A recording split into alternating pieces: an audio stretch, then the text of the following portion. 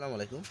গাছে কেন চুন দিবেন এবং চুন দিলে গাছের কি কি উপকারিতা আছে তা নিয়ে হবে আজকের এই ভিডিওটি। জানতে চাইলে সম্পূর্ণ ভিডিওটি দেখুন।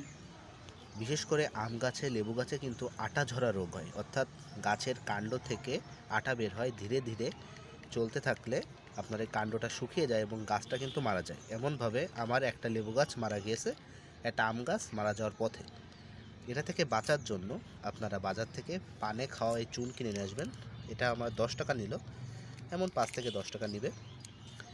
এই চুন গাছের কাণ্ডে ভালোভাবে লাগিয়ে দিলে আটা ঝরা রোগ থেকে কিন্তু মুক্তি পাওয়া যায়।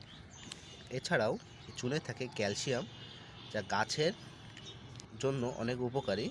এছাড়াও লেবু গাছে চুন দিলে লেবু কিন্তু মিষ্টি হয়, কারণ চুনে থাকে ক্ষার।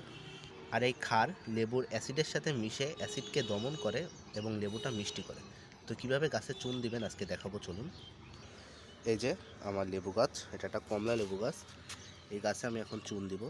এভাবে চুনটা গুলিয়ে একটা ব্রাশের সাহায্যে ভালোভাবে গাছের কাণ্ডে এভাবে প্রলেপ দিয়ে দিবেন। চেষ্টা করবেন প্রলেপটা যেন একটু গাঢ় হয়, কারণ যত প্রলেপ গাঢ় হবে এটা তত দীর্ঘায়ু হবে এবং গাছটা সুরক্ষিত থাকবে।